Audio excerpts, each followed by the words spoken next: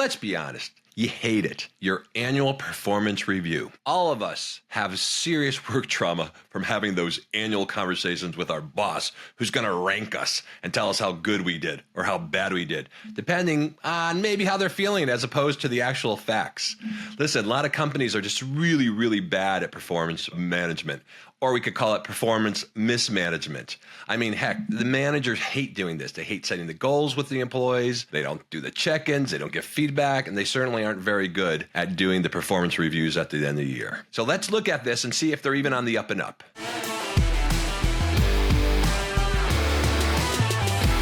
Hello, I'm Michael Denisoff, CEO and Principal Director of Denisoff Consulting Group, an international consulting firm dedicated to innovating organizations so they can perform better, be more successful, and grow robust cultures. And welcome to Work Trauma, How Corporations Really Work, a podcast dedicated to pulling the curtain back to see how large corporations are really run, so you may make better decisions about your work and who you work for, how to navigate your career, and if you are a leader, how to be better, fairer, and build better and more successful organizations. On this episode, performance mismanagement, how companies have really screwed up the performance management process year after year and how to survive it. Listen, we've all been there, right? The yearly performance. I mean, the weeks before it, we write our little paragraph, we prove ourselves, and we're prepared to get the best score possible. And then we go see our boss. And somehow the boss takes over the conversation. And before you know it, you're belittled. You're small. All your great plans of showing how great you contributed to the organization are gone. And your manager gives you a meets expectations. I worked this hard for that. I went above and beyond to get meets expectations. It almost felt like the boss already had a number predetermined before I even walked in there and was kind of using select facts to give me the score they already wanted to give me. Which, by the way, is probably the case. And you know it, I know it, and they know it. Today, we got to talk about performance management, which is wild to me because the manager's number one job is to manage performance, right? I'm a manager of people. I manage the performance. I manage the people. So they do what they need to do to help the company be successful. And yet, few companies across the globe, particularly in the West, right, do performance management really well. There's usually the gnashing of teeth. Oh, God, it's that time of the year. Managers say, how come I have to do this in addition to my regular job when this is your regular job? It's crazy to me. You know, and you got HR running around doing their little thing, telling everybody to get it in by a certain day, and they're handing out these very weird, prefabricated forms so you use them. It's terrible. But most companies still do the performance review because, one, a lot of them, I think they do it out of tradition. Two, they kind of have to do it for legal implications. And it seems like the right thing to do. Like you should probably be doing it, but few of them do it well. Like I said, most managers do not see it as the core role to their job as managers, which is just really kind of crazy to me. It's crazy. I just think about, for myself personally, what I experienced, so many bad goal setting meetings, so many bad reviews, asking for feedback and not receiving it because my manager was so inadequate. Either inadequate or they were just downright evil. That's for sure. All righty. So we're going to talk about this performance management process because, like I said, it should be great. So let's look at what it should be. So the performance management process should be the process by which you as an employee understands what your goals are for the year. So it starts out with goal setting, right? You have the goals for the year. Like you should be very clear on what those goals are. They should be aligned with the company. You're very clear at them. You work towards them. Your manager coaches you towards them. And at the end of the year, you get an honest score, an honest evaluation on how well you did. That's what it should be about, but it rarely is in most large companies, okay? What it really actually is, ready for this, dun, dun, dun, it's a way to control you. Again, we constantly hear this theme when we talk about work trauma. The corporation, your manager, the executives are trying to control you, okay? And listen, there's a level of control that's okay. I think we've talked about this in our previous episode, one of our previous episodes, right? Consent control is okay. You want to make sure people are clear. I want to know my roles. There's the boundaries about me working for a company. But this is really just to control people, right? So companies do this one, again, they have to do this. It's kind of has legal implications to that. They want to have reviews too. If they ever want to fire you, they have some fodder. They have some evidence if they want to fire you. And the purpose of the performance management is really to kind of make sure there's this air, this wisp of like good leadership, good management going on. But again, usually the roles are unclear, which makes it really hard, which we'll talk about. There's not a lot of feedback given to you. And at the end of the year, you're going to kind of be given a score just for the sake of it. And too often, it's a chance for your boss to put you in your place. So many people walk into these meetings feeling pretty good, excited about their accomplishments for the year, and they walk out totally demolished. Okay. So, and which is really kind of crazy because the performance management system really it should be about the social contract, right? There is a social contract to work, right? Which is really simple. Why do people choose to work at a company? Well, in general, what we know is they want a good place to work, a safe and healthy place to work. They want the opportunity to grow and advance and get promoted. They want to make a difference, which usually actually comes in at number 1 or 2. And of course, they want to get paid fairly, right? And that's the social contract for them. That's them, right? On the other side of it, the company wants you to perform and deliver a very specific, tangible amount of results, right? So if you produce these results with the ability to produce good, even better results tomorrow, right? And you do it within the law, the legal system, and the guidelines and the values of the company. And you do it in a way that serves the company, that's their win, right? So really the social contract for work, which it really is, which nobody talks about, why I don't know, is that, right? So if you like what you're getting paid, you like your work, you're being treated well, you're probably going to stay in the job. But as soon as any of those are violated, if you have options, of course, you're going to leave. And if you don't have options, you just RIP, which is retire in place. You do just enough work so you don't get fired, which we see all the time across organizations. On the company side of it, if you don't deliver the results you're promising to deliver, if you don't do them in a legal way or according to the values of the company's going to let you go. It's just the nature of it. It's a natural thing. So when you look at the social contract, you have to see the social contract and the performance management system are in sync, right? It's very much what we could call the win-win agreement, right? Really made popular by Stephen Covey. He talked about what is a win-win agreement. And again, it's basically the social contract. Again, or we could call it the end in mind, the end agreement, right? Again, what's the end in mind for the employee? Get paid well, make a difference, opportunity to grow, healthy and good work environment, right? On the other side of it, what's the win for the employer? Again, deliver on results today, maintaining the ability to deliver results tomorrow, do it legally, do it in a way that's in alignment with the company. And that's really what the social agreement is. And that's really what the performance management system is. Now you should know why a manager's job mostly is the performance management system, right? It's guiding the people, it's rallying the direct reports in this win-win agreement, right? So it's crazy to me that managers don't do this well. And there's a variety of reasons why. And we'll share some of them with you today. One is there's just a lot of bad managers, which we know we constantly talk about on Work Trauma, the podcast, right? There's a lot of really just not good managers. They either are ill-trained, they shouldn't be promoted to the manager position, or they just don't care. And there's a lot of those, believe it or not, out there as well. So they're just interested in keeping their position. So they see their direct reports as serfs to prove them, to serve them, and when needed, and to control them. And you see this a lot, right? You see this a lot of managers. They're very, very passive aggressive. They're that girlfriend, right? They're like, love you, hate you, I love you, I hate you. And when they need something from you to come through to make them look good, they love you.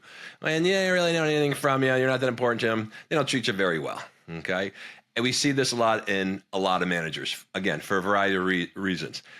Mostly because they want to keep their position. And that's why a lot of managers too, especially as you go up the hierarchy, they'll have a kiss up, kick down mentality. That means they'll kiss up to their bosses, but they'll kick down and treat people poorly. And we see this quite a bit as well. So think about that. So you see somebody who, to their boss, is like, oh, you're the best, you're the greatest, you're so smart. But to their people, they treat them terrible, when it really should be the opposite. And how they treat their peers, it's mercurial. Depends if you like them or not, maybe, or if you need something from them. But we see this a lot with that. Listen, the other reason why this is not done well is because companies don't value the performance management system, really the social contract. If they did, they would incentivize their managers to do a good job doing performance management. But they don't. It should be an automatic goal right on their yearly goals if you're a manager. But companies don't do this. If you don't do a good job performance managing your people, generally you stay on. You don't get fired, which is just insane to me. What else? Part of it because companies really don't care about accountability. They care about punitive and being punitive. They care about making sure they get you to do your work, but that's different than real accountability. Most managers and companies themselves, again, they're not willing to dedicate the time to it. They don't see the value in it, so they don't tend to spend a lot of time in it. That's why we see so many of these, whether it's goal setting or the mid-year review or the end-of-year review, they always seem to be rushed and done at the last second. Man, so many times my bosses were late getting me my review, and it was very clear they were rushing through it. So it sent a message to me, the employee, I really don't care about you. I don't care about your development. I really don't care about your career. I just got to do this to check it off the list so HR stops harassing me, which is really, really, really sad. And again, too, for a lot of managers, too, because they're so bad, they already know what score they're going to give you. They just do. And they decide what they're going to give you, and then they take select facts to kind of justify their number. And that's how it generally works, unfortunately, right? Now, they might take care of their high performers and or favorites, which are not always one and the same. And everybody else is going to get the meets score, meets expectations. You know, if there's somebody clearly bad, clearly killing the team, they'll ignore them for a while. Sometimes they'll give them a meets because they don't want to have the tough conversation. But generally, everybody's going to get meets, and they'll take care of their own folks, right? So it's crazy to me. It's crazy to me that this goes on in organizations. Yeah, I don't even know what to say about that. So back to the social contract. We need a new social contract, right? The social contract has changed through the ages, right? In the early days, particularly around the Industrial Revolution, go back even to the fiefdoms, right, and feudal times, there was a social contract. I'm king, I'm the duke, you'll do what I tell you to, and you have no negotiating power, right, which kind of continued through the industrial age in a lot of ways. And then companies started realizing, hey, we should treat people better, right, and then we had labor laws in the U.S., and then we had the onslaught of unions because they had to protect the worker, and they realized, hey, the unions brought people together, which kind of evened out the balance between the corporation and the employees, right? Because they were kind of being treated so poorly, they had to kind of bond together and fight back. And that was the new social contract. What's sad about that is that we would even need unions because you're basically saying, hey, I want you to win, I want me to win. If it makes sense, we come work together, right? You work for me, I'll pay you good, treat you well, I'll work for you and do a great job, go above and beyond, deliver great results. And it should be a win-win. But as soon as you have labor laws, which I understand why we have to, and unions, which, by the way, I understand why you have to, it kind of implies that there's a conflict between these two forces when they should be working together because you're all on the same team. But that's another story. And then we kind of moved into the info-based economy, and companies started realizing, hey, we got to treat people better or we're going to lose the best talent. And again, that's because we moved into the information economy. The world was different, right? We were mobile. People could move now. In the old days, people didn't move. So if you were at a job, you're kind of stuck there. More people are educated than ever before. Right? People can go on Glassdoor and research your company. So companies realize, wow, we got to treat people really well, or we got to start treating people well, not just like cogs in a machine, so they don't leave us, because we actually need talented people to run these organizations for sure. And now today, in wake of like the anti-work movement and the Great Resignation, companies are really trying to figure out what's next. And for me, that's a new social contract, which I'm going to do in an upcoming episode. But not today. I'll talk about our current existing social contract that goes on. All right. So I kind of hit this already, but let's go step by step what happens generally in organizations now with the performance management process, right? Beginning of the year, whatever that beginning is, you're supposed to set some goals. So that means you get there and your boss is supposed to tell you what success looks like. It's supposed to say, here are the goals I need you to do.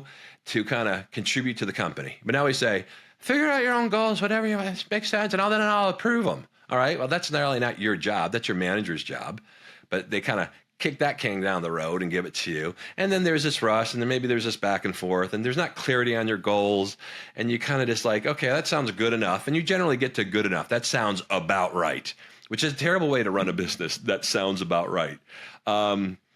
And then it happens. Okay, so you set your goals, and you're just so happy to get them done. And then do you even take them out again? Do you even look at them till the end of the year review? A lot of people don't, which is crazy. The whole point of it is you have goals. That's what you'd be focused on every day. A lot of people, they finish their goals with their manager. Manager okays them, HR okays them, and they're put in a draw, never to be seen until the end of the year where you're going to be graded on them. So think about the insanity just in that, for sure. Oh, jeez, it's killing me. All right, and then your manager then at that point is supposed to give you feedback and coach you through the year. Very few managers, know how to give feedback well because they don't like it, they're not good at it, they're not talented enough to it, or they're uncomfortable with it, right? They don't want to give you good feedback because they don't want you to get your head too big. They don't want to give you bad feedback because that's an uncomfortable conversation, and they don't really want to be the bad guy. They just would rather fire you when you're not looking, right? And to be fair, employees are not always good at receiving constructive feedback. So it doesn't happen. So maybe your company then has a mid-year review and you kind of go through that really quick. Like, I'm doing good. I'm doing great, boss. Boss don't want to have that tough conversation with you right now. They want to have the easy conversation. Yeah, you're generally good. You want to put this up a little bit, but do this better. And we'll see how you come at the end of the year. Well knowing that you're not doing a good job in some areas, or that you need some coaching, or you need some help, or you need some clarity for those areas. But they don't really want to have that conversation right now because they're busy. It's mid-year. We'll worry about it at the end of the year. And then they, of course, they get to the end of the year and they have to give you that review. Like I said, the review is always rushed, right? It's already predetermined before you even walk in the office. Now, some companies will say things like, well, evaluate yourself before you walk in the office. Again, which I think is a great idea, but nobody really looks at that. I can't tell me any self-reviews, self-evaluations I did during the performance management process where my boss clearly never looked at it, never looked for my opinion. They had an evaluation number in their head, and then they backed into it with select facts and select examples that they wanted to do it, okay, which is crazy. All right. So that's what it generally looks like. And was there anything uplifting about that? Do you feel good? Most people at the end are not going to be happy with their review. And not necessarily because of the score. It could be the score. Oftentimes it's a score. Because a lot of people always want to get a higher score than they have, right? Because that end of the year, right? Most people go in there at the annual review and they're in there. They're going to dig in. They're going to go for it. They're going to prove their worth. They're going to be basically litigating their worth because they want the biggest pay raise and the biggest bonus that they can get, right? And of course, the boss is going to go in there with what they want to do. And generally, the boss is always going to win because they have the power in this dynamic. So they're going to get what they get. So most people walk out of that performance review not really that happy. In the end, most people meets expectations because that's the easiest score to give for managers because it's not so high because they don't want to justify that, but it's not so low. Even if you deserve low, they don't really want to have that tough conversation. So they give you the meets and everybody gets meets and it's easy. Everybody gets meets, everybody gets meets. Yeah, but I went above and beyond. You really did it. This is, and then they kind of give you some story and some dance and song routine and you get walked out and get meets and you're like, I'm satisfied enough. I'm resigned enough to get meets. At least I'm getting a decent bonus. At least I'm getting a decent pay raise. Was it clearly connected to your performance? No.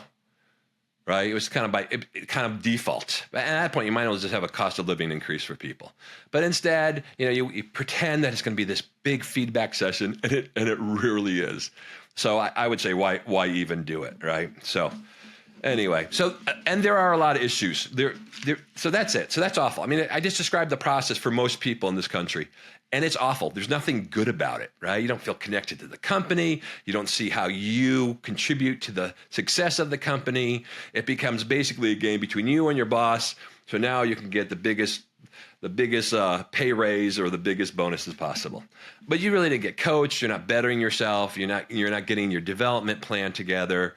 Right. Same thing. Usually the individual development plan, your development plan is connected somewhere close to your annual review, and managers do an even worse job at that. So there's nothing fulfilling about it. All right. Other issues with these performance management systems, the way we do it today, or most big companies do it today. It's their point system, right? Their rating system. I went and I was working at a Fortune 100 pharmaceutical company, and they had a 9-point scale, which was insane. A 9, you're going to be rated from 1.9. And it was very clear that 1, 2, 3 was below expectations, 4, 5, 6 was meet expectations, and 7, 8, 9 was, above, exceeds expectations. It was very clear. And how did they delineate these two? They did two things. I kid you not. It was crazy. One is they said very or very, very, right? So one was you did this good, you did this very good, or you did this very, very, very good, which was kind of the top score of 9. And they used a little heartbeat visual graphic. And if there's a lot of heartbeats, that means you did really good. And if you did okay, your heartbeat was like this. If you did bad, your heartbeat was like near death. And they thought that was great, and it wasn't. And it didn't work. So I was pulled on a committee to kind of redo the system. And my vote was keep it simple. You're either doing your job or you're not doing your job. And on very rare circumstances, you're going above and beyond. But that's okay. You should be doing your job. You should get paid for it. Right? Now, do you have to do some different things to identify the top talent, to support them? Yeah, you can do that through bonus. You can do that through development programs, high potential programs. You don't necessarily have to do it through the review system. Okay? But of course, in its brilliance and the powers that be that knew better than little old me, because I think I was like 28 at the time, they decided to come up with a 5-point system, which, by the way, turned very quickly into, you guessed it, a 10-point system. Right? Because now, before it was 1, 2, 3, 4, 5, 6, 7, 8, 9. Well, what makes me a 7 and not an 8? What makes me a 5 and not a 4? Right? Now it was, what makes me a 3.5 instead of a 4? I want to be a 4. Why am I only a 3.5? Why am I only a 4? Why am I a 4.5? So they kind of missed the boat on that. So I have a lot of opinions on the scale itself. I won't totally bore you with right now, but you could use a scale that's like, animals of the Serengeti, and it would work just as good. All right, another stupid thing companies do, right? They institute a bell curve. So at the end of the year review, when you turn in your team's evaluations, it has to be on a bell curve, which means very few people can get exceeds, and there'll be some people who get below expectations, but the majority of people are going to get meets expectations. So why does a company do this? Well, is it because they're statistically intelligent and they're really into numbers and stats? No. It's because they don't trust their managers, right? They don't trust their managers to have honest conversations with their people. And by the way, I don't blame them. So many times I've seen an underperforming department and their manager gives everybody's 4 out of 5, exceeds expectations, right? And we'd be like, how can you give your team 4 out of 5 for all of them? They clearly underperformed. The results weren't there. Yes, but they tried really hard, and I don't want to lose them, and they're good people. So you're going to reward them with something that they don't deserve? If they're good people, they'll understand why they're going to get a lower score. I know, it's too hard. I don't want to have this conversation. Then they'll hate me, and I want my people to love me. Even though I really don't love them, I'm just going to use them for my career. You see what I'm saying? It's maddening. So that's why companies do it. So instead of training their managers to actually give good feedback and be honest about their rating system, they just instill the bell curve. All right, another reason why the bell curve is stupid is because, let's say you have this one person who sincerely is constantly below expectations. If you fire that person, right, if you exit that person, which is a nice way to say firing, if you exit that person, that means you have to hire somebody in who's equally as bad because you want to keep it in the bell curve. Or you have to artificially take somebody who maybe is at meets and you have to push them down to below expectations. Right? It's just insane. The idea of it saying, don't you hire all your people to be great, okay? And they should get an honest score, but you should be trying for all of them to be great. But companies don't trust that managers will do that because they don't invest in them. They don't teach them how to be good managers. Therefore, they dummy-proof it. They put in the bell curve. All right. Another thing that drives me nuts about performance management systems is that the HR/OD, organizational development, the HR/OD people who develop these programs, or the companies that develop these forms, right? Because it's usually form-based. They make these forms so awesome, so beautiful, right? They're weighted averages, they're color-coded, they include the value systems, they include, all this extra stuff. The problem is they're built to impress other OD HR people, right? So they build a system that's so heavy, so thorny that it actually is crushed under its own weight, right? But when they go to conferences, HR conferences, and they show off their new performance management system, it's so impressive. It's color coded. It has weighted averages. It does the addition and averaging automatically, and it just doesn't work. Right? And the reality is, you can do really good performance management on a napkin if you had to, right? What's your goals? I'm going to coach it to them. A score will come out based on, not on my opinion, but based on what those goals are. Now we have all this intricate stuff that, by the way, nobody fills out. So I would rather have a very simplified performance management system that 98% of the company uses than this most beautiful, totally comprehensive system that 2% of the company uses. And that's the problem, right? Anyway. Again, why are companies not good at this? They don't care to be, right? They don't want to do good performance management system. It doesn't serve them until they need it to serve them. And then they can manipulate things to make sure they control people. They don't see it as manager's most important job, okay? Because the manager's manager sees them as, again, a cog in the machine to serve them, not to actually be a good manager to the direct reports about them.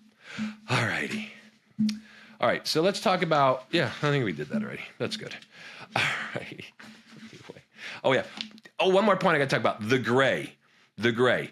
Now, you'd say, why would people like the gray? So the gray comes from not doing a good job with the goals, right? Making the goals. Employees sometimes just like the gray because it just creates less pressure on them, right?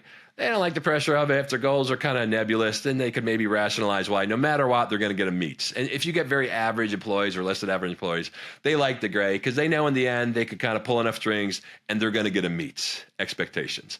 Just like somebody who did really, really good, they're going to get meets expectations. But the gray, that's why the employees generally like the gray. The managers like the gray is because they could create a moving target, man. If it's gray, if it's not clear, oh man, they could do whatever they want at the end of the year, right? They could say, oh, here's the target. Well, you didn't tell me that was the target. Yeah, you kind of did, and you knew it kind of changed. And then they're going to give you whatever score they want to do. So they end up liking the gray, which is incredibly bad business for sure. That's all I can say about the gray. What else about the gray? I mean, these managers are so crazy. They walk in there and they want to give you what they want to give you. They want to control you. They like the moving target. It feeds them really well. All right, enough about that. All right, so let's see what else. I could have missed something in my crazy notes. We talked about why the employees are bad at this. And by the way, employees are bad at the performance management process just in general because they tend to always overestimate their contribution and their value to the company, which happens with a lot of folks. But the onus is on the manager to do a good job. So again, remember, why aren't managers doing a good job in this? They want to control you. They're going to have the final say, and again, most of them are not equipped to have this conversation, right? And they just don't want to deal with it. It feels like more work when it is actually their job.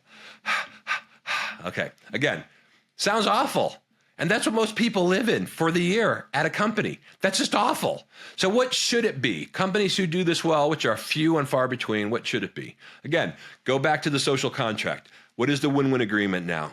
For sure. Well, the first step, of course, is setting goals, right? You want to make sure you set very clear and vivid goals. Your manager should be able to tell you what success looks like. If they cannot tell you what success looks like, they shouldn't be a manager. So if the manager does a great job, you're going to be very clear, the employee will be very clear on what's expected of them. Right? So meaning that the goals align with the company, meaning everything we're doing here supports and contributes to the company overall goals. There's metrics involved, right? I got to measure it because if I can measure it, it becomes fair, right? And if I can measure it, it's so much more objective than subjective, right? And I always like to say as a manager, I can measure anything. Years ago, I took over this struggling sales department, and there was this one fella who had a job, and his job was really kind of the tip of the spear, kind of generating new leads. And I would always say to him, "Hey, we got to see if you're performing well." And his immediate response was the gray. His immediate response was, "Oh, you really can't measure what I do. I'm like, I can measure anything." Well, sometimes the people I talk to, it doesn't come through for 4 years. I can measure that. I can measure anything. We'll track it over 4 years. We'll track it over 5 years. Whatever you want it to do, we can measure. And he fought that because that means he was now going to be held accountable. Okay? You can't have accountability without some kind of metrics. And sometimes the metrics is you did it or you didn't do it. It's binary. Yes or no. Right? And sometimes, most of the time, it's going to be some kind of a number. And you either meet that number or you don't meet that number.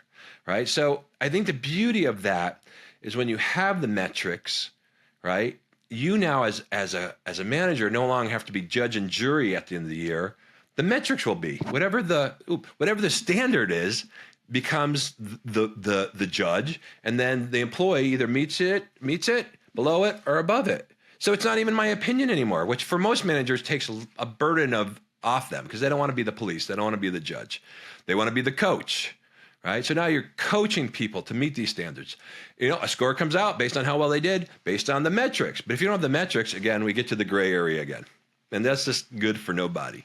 So that's what you want to do. So I should walk out of that. I should know what success looks like. I should know the difference between a 5, a 4, and a 3, and a 2, and a 1. I should have absolute vivid clarity on what's expected of me when I walk out of the goal setting situation. And I should also understand that what I do impacts directly the success of the company. If your manager can't do that, this whole system is gone. It's over before it started, right?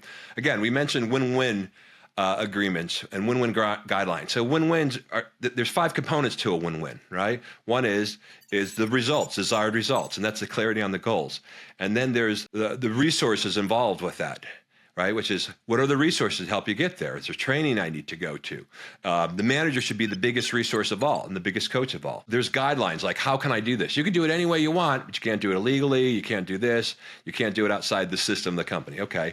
And then this next 2 of the win-win agreement have a lot to do with accountability, which is the metric. How are we going to tell if you did it or not, or if you did more or less? And then, of course, the 5th part of the win-win agreement is consequences.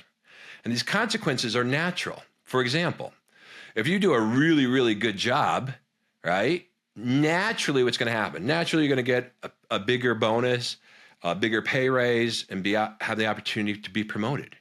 If you do a really bad job, right, based on the metric, what are the natural consequences? Well, you're going to get a smaller bonus, if any. You're going to get a smaller pay raise, if any. And if it continues, you'll probably put on a PIP, right, a performance improvement plan. And then if you keep it up, you might just get fired. Okay? That's naturally going to happen. If you're not doing your job over time, you're going to be let go. That makes sense. Same as on the flip side. If a company doesn't pay people well and they have options, they will leave, right? That's why so many times when companies treat people poorly, the talented people leave and then they're left with the mediocre people. And then they get all angry and they do some kind of talent thing and then they do a new recruiting thing. All right. So suffice it. Step 1 in the process of performance management in the ideal. Step 1 is clarity on the goals and the desired results that are clearly aligned to the organization. Okay. Then what happens? Well, then I would say, man, what's our calendar for performance management? Most HR people would hand out a calendar and say January, February, goal setting, June, July, mid-year check-ins, and then annual review, November, December. That is not the calendar. That's a calendar for the forms. Okay. Performance management calendar, in my opinion, is a full 365-day calendar. Every day you should be getting feedback. Every day you should know where you are. I always should tell my folks, at any point you come to me and I'll tell you where I'm ranking you so far through the year. It's the only fair way to do it. So if I'm a good manager, I'm constantly documenting what's going on with each of my direct reports. I have clarity on whether they're living up to their commitments or the desired results, and I'm constantly coaching them and giving them feedback. Okay? That's what good managers do. And remember, all feedback is good feedback, right? What's good or bad is what people decide to do with it. Okay. The only time feedback is bad, it's when it's given too late for somebody to change it, which happens all the time, right? I had that happen in a performance review. Remember back 6 months ago when you were doing this? Yeah, you shouldn't have done that. Well, it would have been nice to know that 6 months ago, and then I could have changed it. Or, which is sometimes one and the same, feedback is given with the intent to harm and put you down. Okay. Those 2 scenarios, feedback is bad. But other than that, feedback is just feedback. It's what you do with it that's good or bad. All right. So a good manager will coach throughout the year. It's kind of like a football game, right? I mean, the idea of getting your score at the end of the year is preposterous, right? Think about going to a football game. Would you only want the scoreboard to turn on when there's like 1 minute left in the game? You would hate that, right? You want that scoreboard on throughout the game because football players, right, on the field, they're constantly getting feedback. They know the score. They know the down, the yards to get first down. They know the number of timeouts. They know how much time is left. They get feedback from the refs. They get feedback from the crowd. They get feedback from their coaches. They get feedback from their teammates. People thrive on feedback. They want to know where they are. They want to know what the score is. But if the first time your employees are curious about the score is late in the fourth quarter, late in the year, that's a huge issue. So great managers, great corporations will, yes, they'll probably have a quarterly review or a mid-year review, but that's really just for forms, right? The most important thing is that constantly you're getting feedback. There's back and forth between you and your employees, right? So there's the informal check-ins, the feedback's giving. We talked about football, and we talked about too, that employees need to be good at receiving feedback, right? But the more a manager does it, the better the employees will get. So the onus is really on the corporation and the manager. And then we get to the annual review, right? And the annual review should be easy because you already should know the score. There's an old saying that nobody should be surprised by the score they get. But most of the time people are surprised by the score they get because they made a lot of assumptions. They never saw a scoreboard. They weren't getting feedback. And deep down, the employees kind of want to get the highest score possible. So they walk in that meeting and it's a mess. But that meeting should not be, well, we need to discuss your performance. You should have been discussing the performance throughout the year. That meeting, the end of the year annual review, should just be putting the bow on the conversation that's already happened. It should already be known. You should be filling out that end of the year evaluation form throughout the year. By the way, if you do that as a manager, it's not a big heavy lift at the end of the year where you're like, oh, I got to stay late and fill out all these evaluation forms. If you've been doing it through the year as appropriate, it would be so easy to do. And that's the best thing part of it. At the end of the year, there was the metrics that we agreed on. It was so clear. And you either met it, above it, below it, and that's the score. Not in my opinion. You got what you got. You kind of knew that when you came in here. And therefore, we can have better conversations. And that's what we want, right? But again, it's done so poorly. All right. So for employees to do this well, if a manager does not do their part well, you have to demand it. You have to require it. You have to say, you need to tell me what success looks like in my role. I need clear goals. Constantly ask for feedback. Ask what the score is for yourself. Constantly document what you did well. Like, I can't remember what I did well 2 months ago. So employees need to document it well. And just remember, if you see this as a combative challenge between you and your boss will generally always win because they have the power structure to do this, okay? Managers, we talked about this, take time to do this, start and do the goals, beautiful goals, clean and green goals, right? Learn how to coach and give feedback. Be good at having those tough talks because they're not really tough talks because you're trying to help them anyway. Document the good and the bad, and when somebody starts going south, starts underperforming, you don't wait 6 months to tell them about it. You do what Andy Griffin would say, which would be nip it in the bud. Okay? That's what you do if you're a good manager. And companies that do it well, one, they should have a good system, right? They should have very simple paperwork. It shouldn't be so arduous. It should be clear. The goals and how they cascade down to the different departments and then to the individuals should be super, super clear and aligned, right? Set it and build up your system based on that social contract or the win-win agreement. Make sure managers understand this is the core of their job. And you need to incent them. If people aren't good at managing talent, and I would also add developing talent, man, they should get low scores themselves. That should be 2 of automatic goals in their performance goals, right? As a manager, which is I manage my people well to get good results, and 2, I develop my people so they're ready for the next year and the years to come. It has to be modeled at the top. So many times executives don't get reviews, or the reviews are kind of while they're driving the car or hanging out at the airport. Now, I understand why it could be different feel, different tone, but it still has to be in the spirit of the process, and it still has to be formally done, but so many managers don't do that.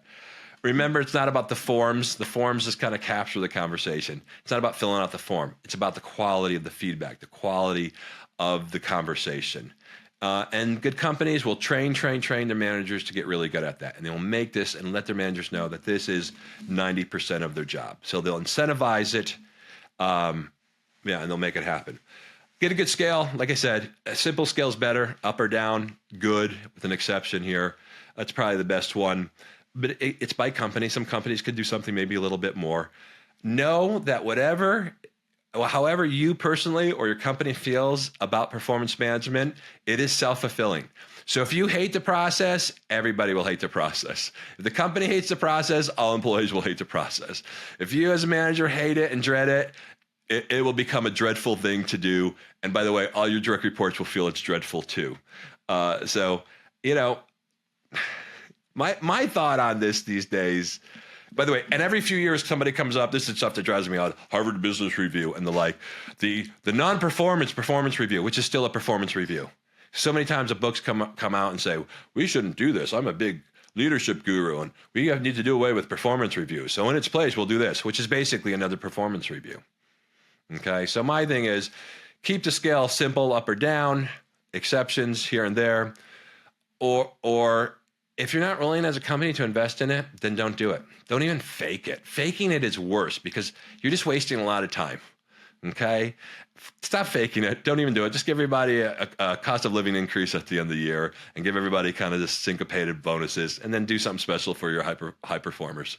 Okay? But don't waste your time. Don't just go through the motions because it takes way too much time, creates too much consternation and agita, as we say back east, for people. So just do away with it. If you can't do it, just don't do it as well. If you want to do it right. See it as a high priority for the organization, for your managers and your employees, because fundamentally that's what they're supposed to be doing. All right, that's enough on that. I am sorry that you have to go through performance mismanagement the way it is these days. Okay, but for yourself, if you're an employee and you have work trauma from it, do what you can to manage your boss to make it as objective and clear as possible so you get as much feedback as possible so you can navigate your career. If you're a manager, just please do it right, even if the rest of your organization doesn't do it right. This will set you up to be an amazing, exceptional leader in the years to come. If you get really good at being clear on goals, if you get really good at giving feedback, continuous feedback, if you really get good about having an honest and objective rating conversation and having tough conversations with people, if you can do that, you're going to be set as a manager and a leader for a long time. This is the end of performance management on the podcast, Work Trauma. How corporations really work. Please be sure to subscribe, like, share, and reach out to me. If you have any questions or comments or you want me to do it, I've been getting some people requesting some episodes or some topics for episodes, which I'm going to do. So if you have anything like that, please reach out to me. And we'll see you next time on Work Trauma, How Corporations Really Work.